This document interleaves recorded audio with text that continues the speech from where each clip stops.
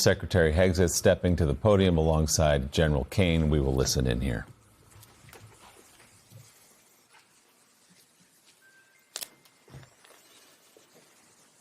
Iran has been a threat to the United States and the free world for 47 years. Chants of death to America, targeting our people, killing Americans, lying and blackmailing their way toward a nuclear weapon, so they thought. No longer. Not on our watch. Other presidents marked time and kicked the can down the road. President Trump made history. From the strike that took out Qasem Soleimani, to tearing up the disastrous Obama-Iran deal, to the precision campaign that obliterated Iran's nuclear sites in Operation Midnight Hammer, to the decisive military victory we just achieved in Operation Epic Fury. No other president has shown the courage and resolve of this commander-in-chief. President Trump forged this moment. Iran begged for this ceasefire, and we all know it. As the President truth this morning, a big day for world peace. Iran wants it to happen. They've had enough. Operation Epic Fury was a historic and overwhelming victory on the battlefield. A capital V military victory. By any measure, Epic Fury decimated Iran's military and rendered it combat ineffective for years to come.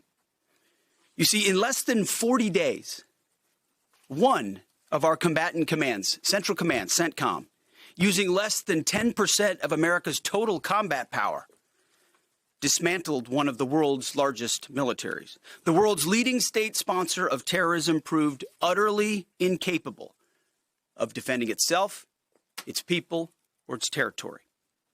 We untied just a fraction of our strength, and Iran suffered a devastating military defeat. Together with our Israeli partners, America's military achieved every single objective, on plan, on schedule, exactly as laid out from day one. Iran's Navy is at the bottom of the sea, whether it's the Soleimani class, their frigate class, their prized drone aircraft carriers, submarines, mine layers, sunk. Iran's Air Force has been wiped out. Iran no longer has an air defense, any sort of a comprehensive air defense system. We own their skies. Their missile program is functionally destroyed. Launchers, production facilities, and existing stockpiles depleted and decimated. And almost completely ineffective. Iran shot hundreds and hundreds of missiles and one-way attack drones at our aircraft carrier. They were obsessed with it, and they never got even close. Every single one of those shots easily shot down miles and miles away from the Abe Lincoln. They were blowing ammo into Fantasyland. Contrast that with, most significantly, in last night's wave of more than 800 strikes, we finished completely destroying Iran's defense industrial base, a core pillar of our mission objective. What little they have left buried in bunkers is all they will have. They can still shoot, we know that. Their command and control is so decimated they can't really talk and coordinate, so they still may shoot here and there, but that would be very, very unwise. But they can no longer build missiles, build rockets, build launchers, or build UAVs. Their factories have been razed to the ground, set back in historic fashion. You see, had Iran refused our terms, the next targets would have been their power plants, their bridges, and oil and energy infrastructure, targets they could not defend and could not realistically rebuild. It would have taken them decades, and we were locked and loaded. They couldn't defend against it. President Trump had the power to cripple Iran's entire economy in minutes, but he chose mercy. He spared those targets because Iran accepted the ceasefire under overwhelming pressure. The new Iranian regime understood that a deal was far better than the fate that awaited them. This new regime just happened to look at what happened to their predecessors. Their top leadership was systematically eliminated. The previous Iranian supreme leader, dead. The Supreme National Security Council secretary, dead. The Supreme Leader Office Advisor, dead. The Supreme Leader Military Office Chief, dead. The Defense Minister, no longer with us. The IRGC Commander, dead. The Armed Forces General Staff Commander, dead. The Intelligence Minister, dead. The IRGC Navy Commander, no longer here. The IRGC Intel Chief, dead. I skipped over a bunch, and I could go on and on and on, to include the new so-called new Supreme Leader wounded and disfigured.